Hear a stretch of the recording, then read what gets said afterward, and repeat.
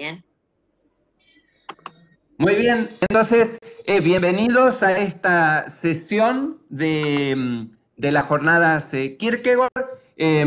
Yo soy Andrés Albersen, integrante de la Biblioteca Kierkegaard, que voy a coordinar esta mesa y vamos a empezar con una presentación de María José Binetti, otra miembro fundadora de la Biblioteca Kierkegaard Argentina. Es doctora en filosofía por la Universidad de Navarra e investigadora adjunta del CONICET.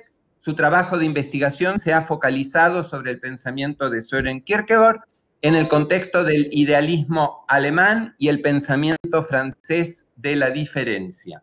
Actualmente su línea de investigación se desarrolla en torno a la filosofía feminista de la diferencia sexual y la reconstrucción de la matricialidad como categoría filosófica, con un proyecto titulado Hacia una ontología mater real.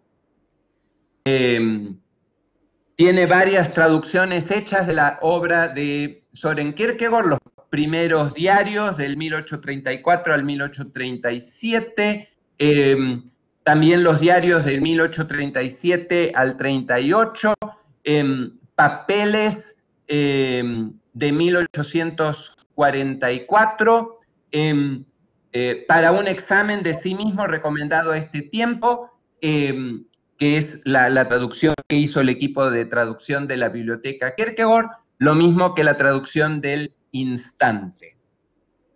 Y su trabajo se llama Diarios 1847-48, que entiendo que es el próximo libro que va a estar saliendo con tu traducción.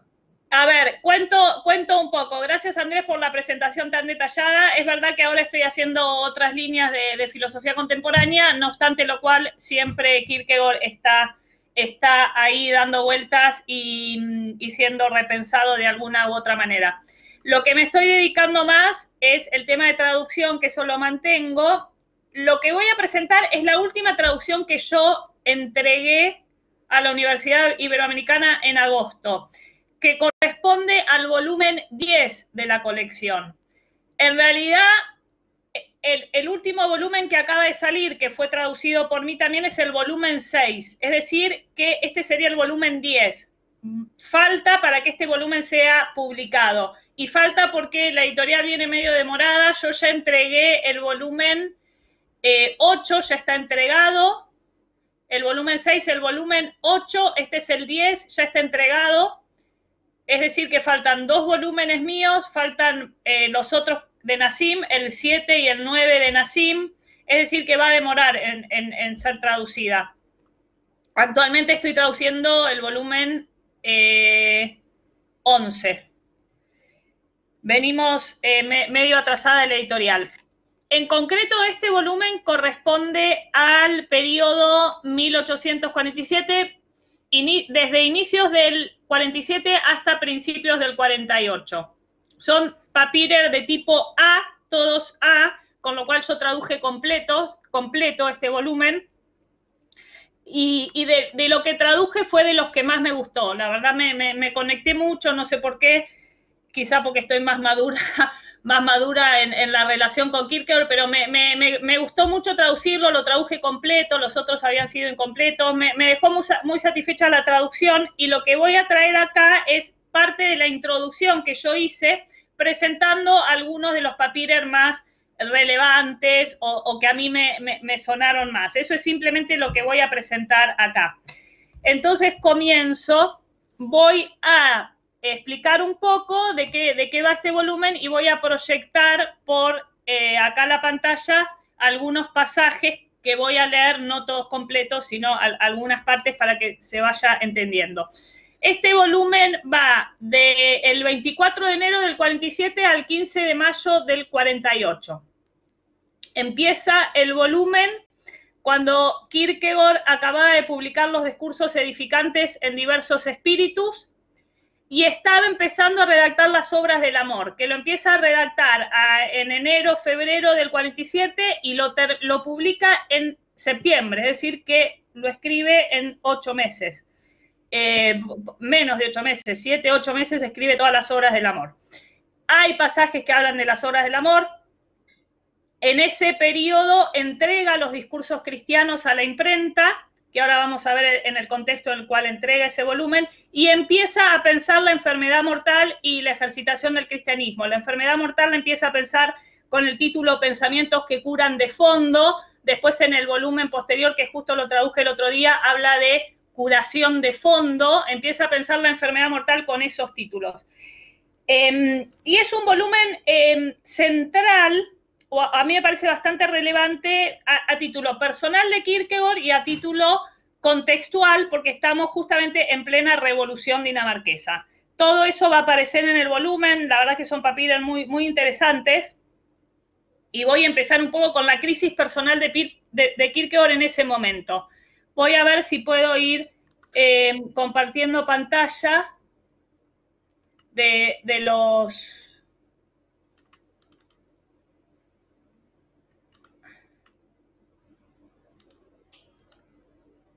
De paso les digo que este volumen, el texto lo va a publicar Ana en la biblioteca, así que después lo pueden leer con más detenimiento.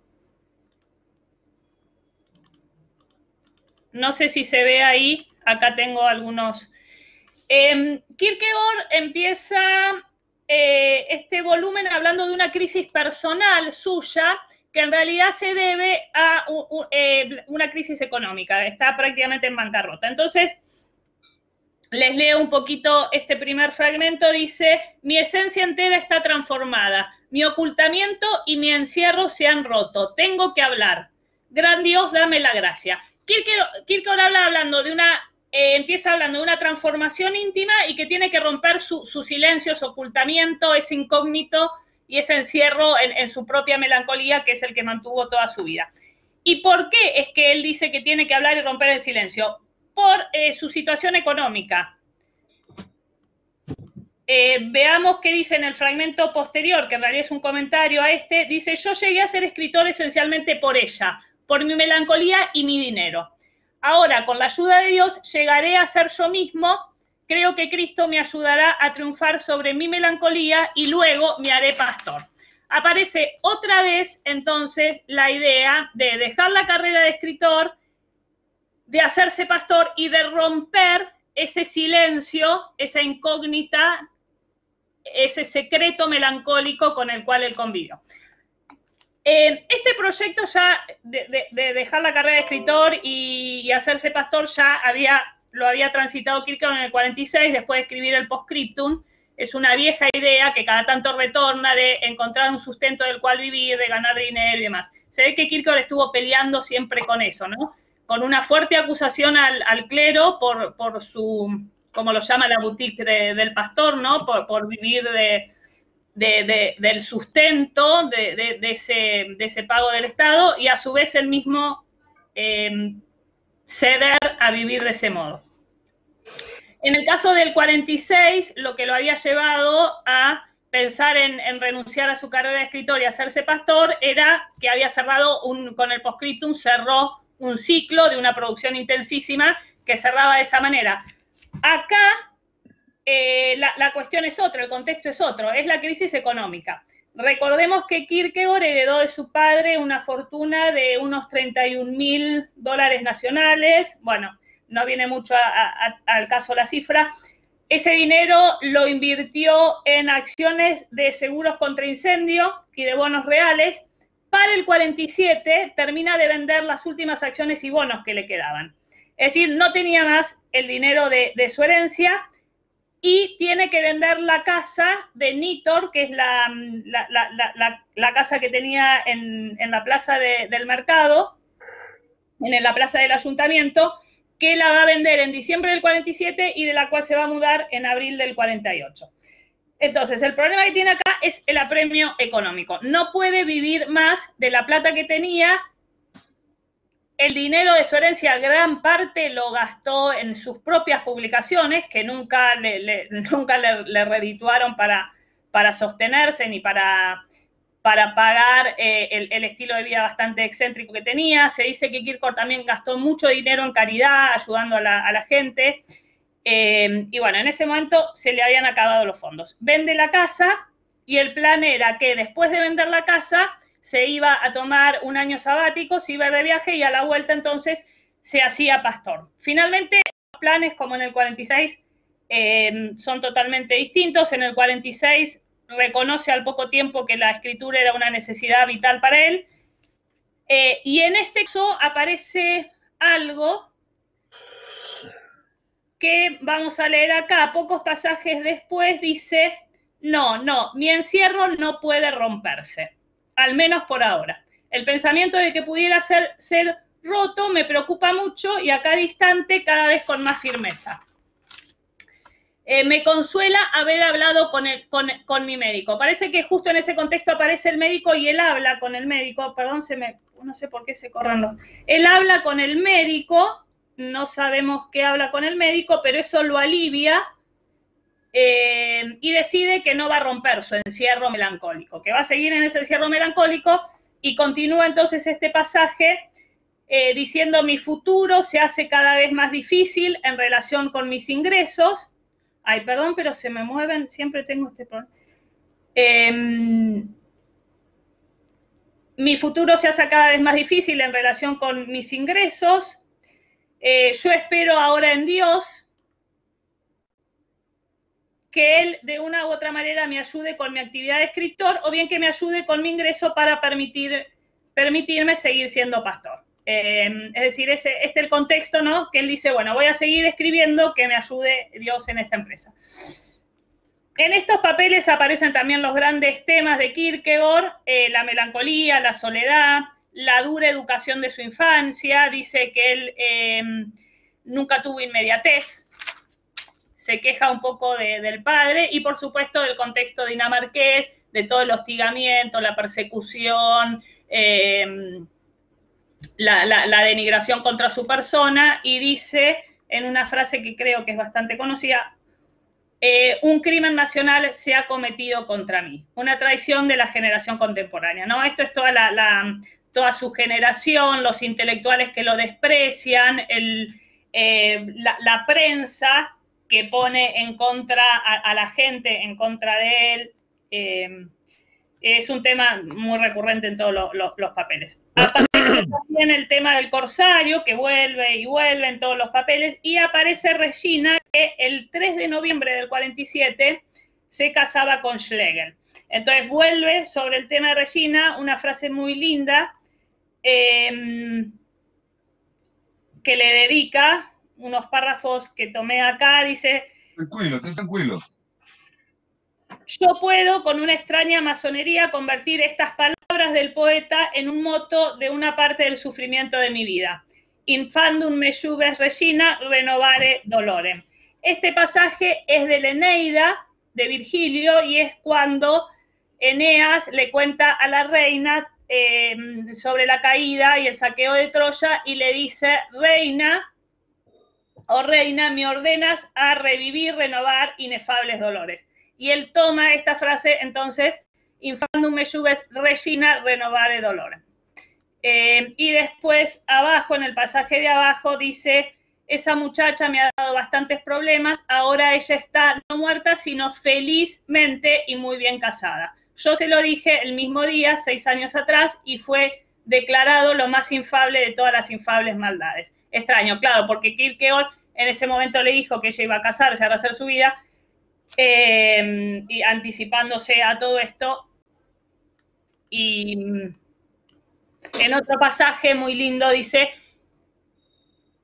ella eligió el grito, yo elegí el dolor. Es decir, él mantuvo el silencio y el dolor que duró, y ella finalmente gritó, pero después terminó casándose con otro. Bueno, esto entonces en cuanto a la crisis personal. La crisis ahora del contexto, la crisis sociopolítica. El 48 es justamente el año de la revolución en Europa, de las revoluciones, la primavera revolucionaria europea, donde Dinamarca va a pasar de una monarquía absoluta a una monarquía constitucional. Este acontecimiento se produce en marzo con una ola que contagia a toda Europa, con un fuerte espíritu nacionalista, liberal, lo que ya venía gestándose y detona en marzo del 48. Entonces, en el caso de Dinamarca, la revolución fue bastante pacífica, se juntaron los liberales en la plaza del ayuntamiento, justo enfrente de donde Kierkegaard vivía, unos 15.000 hombres que fueron a pedirle al rey que eliminara, cambiara su gabinete de ministros. El rey se anticipa a esto y cambia él mismo el gabinete de ministros por un gabinete con liberales y conservadores. Entonces, de ese modo hay una transición a una monarquía constitucional sin haber ningún episodio sangriento. Kierkegaard vivió todo eso y lo vio desde su departamento. Lo que sí fue una complicación fue el pedido de independencia de unos ducados que tenía Dinamarca de Schleswig y Holstein, que dependían de Dinamarca. A su vez, Holstein pertenecía a la Confederación Alemana y en toda esta ola nacionalista quieren liberarse. Entonces van a pedirle al rey la independencia de la corona danesa. El rey les dice que no, que ellos se querían incorporar a la Confederación Alemana, sobre todo Schleswig, que no estaba incorporado. El rey les dice que no puede hacer eso, bueno, y se desata la guerra. Entonces, en ese marco se da esta guerra, que justamente estalla en abril del 48. Kierkegaard va a comentar algún pasaje también de la guerra, y lo cierto es que con la guerra, él cuando vende la casa vuelve a comprar acciones y bonos. La guerra le devalúa, encima que ya tenía crisis, le devalúa las acciones y los bonos, no puede viajar porque el contexto de guerra le impide ese viaje que él pensaba realizar para descansar y demás, y encima su criado, que era como su mano derecha, se va a la guerra. Con lo cual queda en una situación totalmente crítica. Y a todo esto, él había entregado los discursos cristianos a la imprenta el 6 de marzo. Y el 20 de marzo aparecen todos estos sucesos revolucionarios. Entonces, él va a decir, a ver, ¿dónde tengo el pasaje? Acá está el pasaje ¿no? Un pasaje bastante largo que leo algunos fragmentos. Ay, perdón, no sé por qué se me va Dice, por un instante me preocupó tener la responsabilidad de permitir que los discursos cristianos, en especial la tercera parte, se publicaran. Permitir que lo que fue escrito bajo circunstancias totalmente distintas sea leído bajo estas nuevas. Es directamente muy peligroso para mí, pero no puedo hacer otra cosa. El gobierno lo ha dispuesto de esta forma para mí. El gobierno es la palabra que yo les decía en la introducción, que él constantemente habla del gobierno cuando le pasan estos acontecimientos fortuitos, ¿no? El gobierno es la providencia divina y usa la palabra Styrelsen en danés.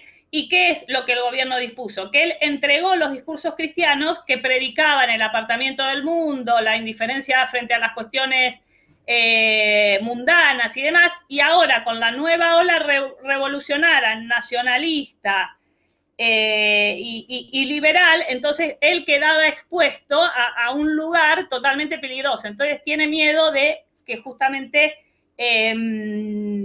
quedar expuesto de esa manera. No obstante lo cual dice, no puedo hacer otra cosa, los discursos ya estaban entregados y ya está, no voy a retirar los discursos de la imprenta.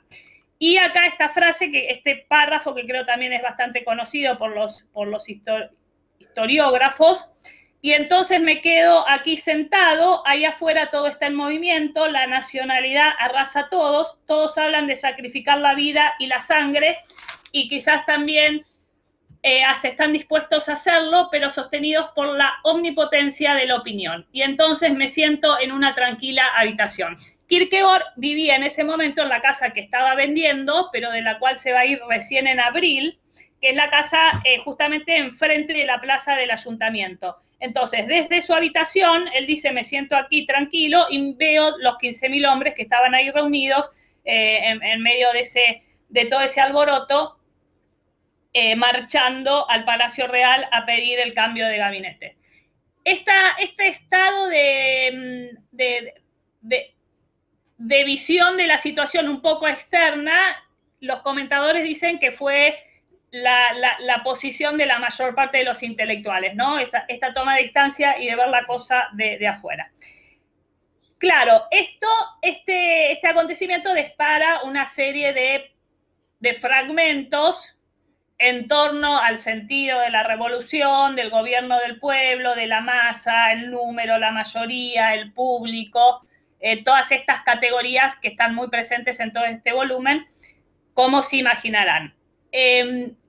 Claramente Kierkegaard ve la revolución como un acontecimiento impersonal, como un accidente, una acción impersonal, mera agitación de masas indeterminadas que no saben lo que quieren, que no saben nada y donde no hay un sujeto personal fuerte. Leo, por ejemplo, este fragmento. El poder del más fuerte no actúa, no conoce exactamente lo que quiere, no dice nada determinado, y menos aún hay algún hombre singular que lidere, un héroe. No, como un abstractum, se esfuerza in abstracto lo más débil para hacer algo pasivamente y eso se convierte en el acontecimiento. Se asalta el Palacio de París, una multitud indeterminada que ni siquiera sabe lo que quiere, sin ningún pensamiento determinado.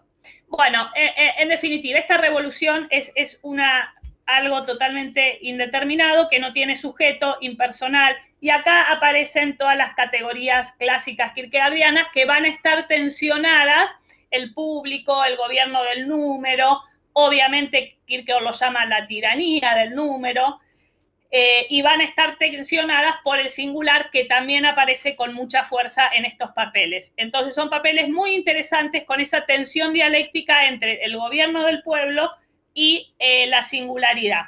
Aparece la categoría de ser como los otros e igual a todos, una categoría que es un poco de psicología de las masas, como habla Pablo Uriel en un artículo que yo cito acá, pero que ahora no tengo mucho tiempo de mencionar.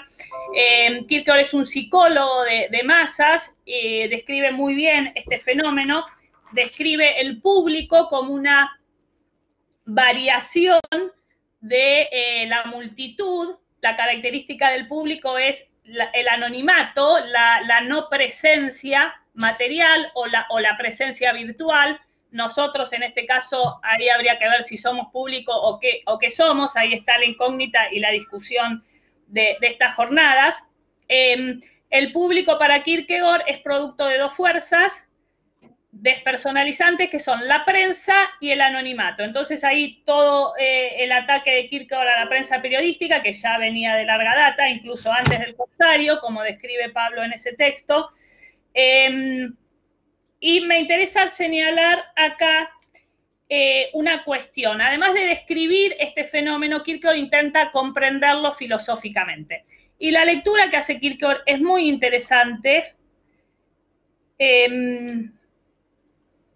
porque en realidad, a ver, no sé si tenía, porque en realidad hay una lectura histórico universal de Kierkegaard, y eso es indiscutible, y eso es parte de su fuente hegeliana, ¿no?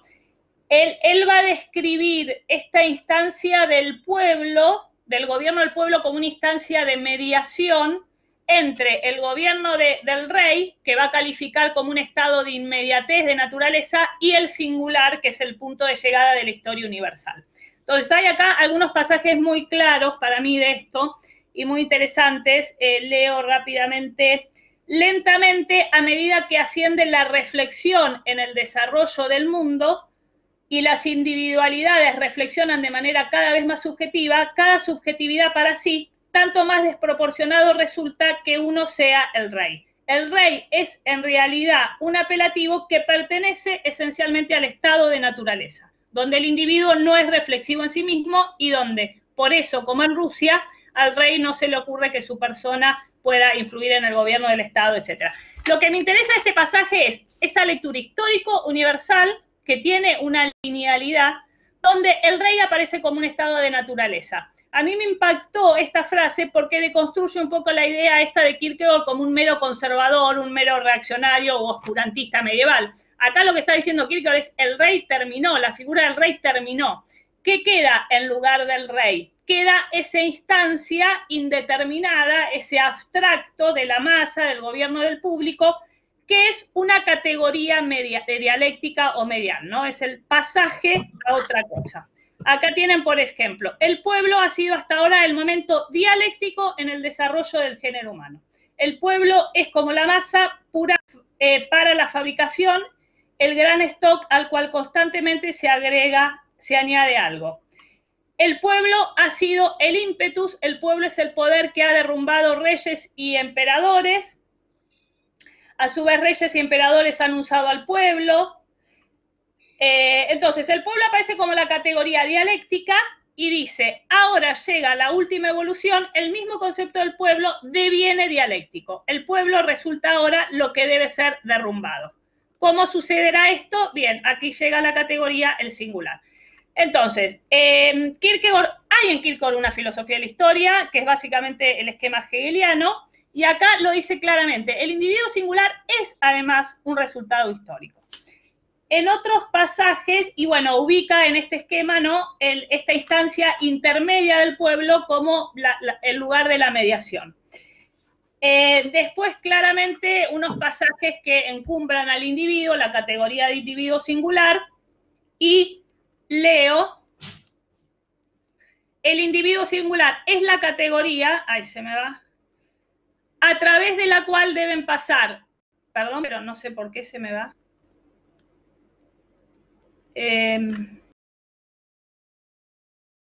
Voy es a esta lectura histórico-universal que hay en Kierkegaard, ¿no? El individuo singular es una categoría política, es una categoría histórica y es una categoría religiosa. El tema es que Pablo Uriel dice en su artículo que en definitiva Kierkegaard invalida, ¿no?, toda esta idea liberal o democrática de la modernidad. Yo creo que este pasaje del rey como estado de naturaleza pone un poco en cuestión esto, ¿no? No es que Kierkegaard invalide, es que Kierkegaard lo ve como insuficiente. Esta instancia de pueblo, de gobierno o democrática, solo se sostiene en una instancia superior que es el individuo singular. Y acá va a venir otra cuestión, que es la categoría de martirio, que no la empieza a desarrollar acá, creo que en los volúmenes posteriores se va a desarrollar más, que es la idea de que el individuo singular debe sucumbir a la masa. Y claramente ahí en ese sucumbir aparece la categoría de martirio. Kierkegaard es claramente ese mártir que tiene que sucumbir ante la masa. Esta categoría de martirio aparece en este volumen y creo que en los próximos aparece, por algo que estuve leyendo, aparece todavía bastante más. Y para concluir, voy a cerrar con una serie de un par de pasajes que a mí me gustan mucho. Yo diría que es lo que más me gusta de Kierkegaard son los motivos poéticos de Kierkegaard, ¿no? Cuando Kierkegaard hace poesía. El tono poético de Kierkegaard a mí me fascina, en esos pasajes es claramente un romántico. Recordemos Kilileia, cuando describe, desde el volumen 1, describe su viaje a Kilileia, los pobladores, cuando describe los paisajes, y yo tengo así detectados 3 motivos poéticos de Kierkegaard, que son esto de los paisajes, que van a aparecer acá, el tema del otoño, el elogio del otoño, que aparece en la estación preferida de Kierkegaard, y el tema de la madre con su hijo. Es una imagen que muy recurrente también en Kierkegaard, que creo que en algún momento voy a escribir algo de estas imágenes poéticas que hay en Kierkegaard, porque a mí me fascina. En este caso, en este volumen, él habla de imágenes eternas. Y esta idea de imágenes eternas remiten a Heiber, a un artículo sobre la pintura de Perseo, remite la misma edición, donde dice Heiber, la pintura debe pintar el elemento transitorio que deseamos que no sea transitorio. Esto significa que la pintura debe mostrarnos la belleza transitoria visible como si fuera inmutable y permanente, es decir, lo transitorio bajo la forma de la eternidad. Kierkegaard entonces va a hablar de estas imágenes eternas como una autocontradicción dialéctica, habla del arte como una autocontradicción dialéctica, porque intenta expresar lo eterno en una figura finita. Y entonces, en estos dos pasajes, que con esto concluyo, podría resultar interesante desarrollar alguna vez con ejemplos lo que desde el punto de vista estético y artístico se entiende por imágenes eternas, las relaciones fundamentales de ánimo que debe haber entre las partes particulares de la imagen a fin de componer una imagen eterna. Es decir, la imagen eterna va a depender de una relación esencial entre las partes.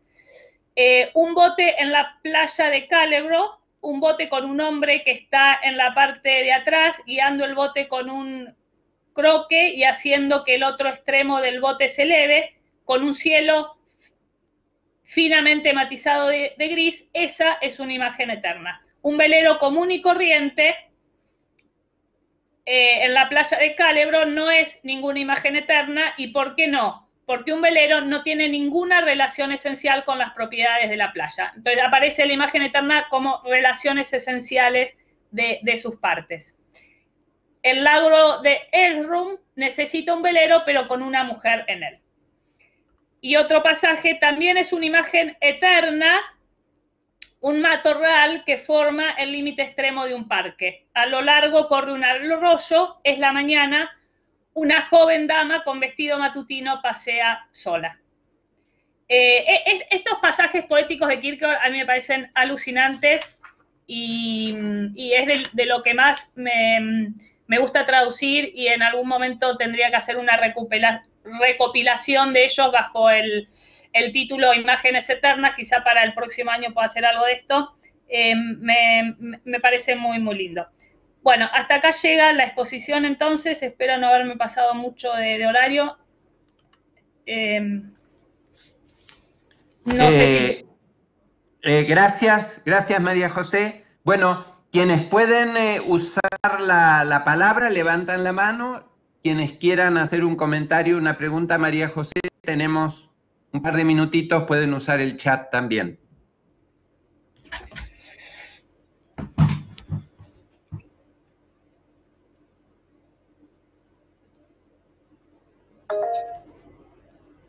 A ver, María Cielo. Hola María José. Hola Cielo, ¿cómo estás? ¿Cómo estás? Bueno, primero gracias por tu exposición, muy buena, me dan ganas de leer un poco tus traducciones. Y me quedé pensando en esto que decías sobre la historicidad del individuo singular. Quería saber cuáles son las implicancias de esta historicidad del individuo para Kierkegaard, o cómo lo ves vos. Kierkegaard ve al individuo como el punto de llegada de la reflexión, ¿no? Es muy moderno, no hay nada mucho más allá de... Ustedes saben que mi lectura de Kierkegaard es idealista, no hay nada mucho más allá de la concepción idealista moderna de la reflexión como instancia moderna, la subjetividad como instancia moderna, y eso lo ve Kierkegaard todo el tiempo. El singular es ese punto de llegada de la reflexión, y por lo tanto es un punto de llegada histórico universal, es un punto de llegada de síntesis, ¿no? El singular como categoría religiosa que va a fundamentar la historicidad, y a su vez resulta de la historicidad esta cosa muy de círculo idealista, y es ahí donde desde esa instancia va a justificar la política. Este tema se lo dejo a los que hacen teoría política, acá Matías, Pablo, no sé quiénes son, Andrés también, que trabaja, cuál es la fundamentación política de Kierkegaard, ¿no? Es toda una discusión, pero claramente hay una filosofía política y una filosofía de la historia, y las implicancias son esas. Yo lo leería también en el contexto postfundacional, ¿no? Que es el contexto del idealismo, donde lo que funda la historia es justamente la acción libre del singular. En ese sentido no hay un fundamento sustancial, metafísico en el sentido de sustancialista, sino una acción singular que decide la historia. Pero eso es también muy hegeliano, ¿no? Recordemos que que la lógica del concepto termina con la categoría del individuo. Bueno, algo así en esa línea lo pensaría yo, ¿no? Exacto, un poco esto último que decías era lo que me quedaba resonando también. ¿Cómo evitar la universalidad de la historicidad? Porque Kierkegaard está hablando de un individuo singular, ubicado en un momento histórico particular, ¿no? Esto Es que la decías síntesis, es claramente la síntesis o la mediación la que pone, la mediación en sentido hegeliano, no como dos cosas que se unen o que se juxtaponen, sino la mediación como la acción libre que pone la historia, que pone el tiempo, y que a su vez es puesta, es dialéctica pura o mediación pura, ¿no? A pesar de lo que dice Kierkegaard. Pero estos pasajes son interesantes, yo creo que es de los más relevantes en este sentido, estos pasajes de la singularidad que yo pongo acá, me parece que son de los más importantes, y yo me acuerdo que los usaba en mi tesis de doctorado y que ahora me toca traducirlos. Y eso está bueno. Perfecto, gracias. De nada. Bueno, muchas gracias María José.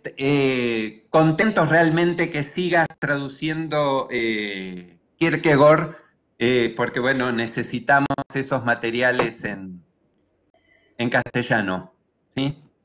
Y que nos iluminan el pensamiento de Kierkegaard en otras obras publicadas. Así que, Sí. a ver, María José, María del Carmen, por favor. Sí. Hola, ¿qué tal? Bueno, no, es solamente para felicitarte, me imagino el esfuerzo, digamos, de todo lo que significa esta traducción, y es de un valor extraordinario para todos nosotros, digamos, ¿no? Porque lo que pasa es que hay demasiadas cosas armadas acerca de la historia de Kierkegaard, etcétera, con variaciones, etcétera, y este tipo de reflexiones, por ejemplo, que son como inimaginables para uno, está la idea de, bueno, de Kierkegaard, el rey, y qué sé yo, digamos, la idea monárquica, etcétera, bueno, como que le da otra, le da una dimensión de, por ejemplo, aquello en lo que Kierkegaard pensaba también todo el tiempo, ¿no? O sea que, bueno, me parece extraordinario y te felicito y me da muchísima alegría. Sé lo que es terminar una traducción, sé que son cosas donde uno pone, es mucho lo que se pone cuando se traduce, y para nosotros, para los que lo leemos, va a ser realmente muy importante. Muchísimas gracias, María José. No, gracias a usted. La verdad que es importante el trabajo. Yo soy aficionada en esto, yo no soy profesional en la traducción. Trato de dedicarle diariamente, aunque sea un ratito. No me dedico a la traducción, tengo miles de otras cosas. Así que bueno, yo lo considero, mis traducciones son de aficionada, no son de una profesional.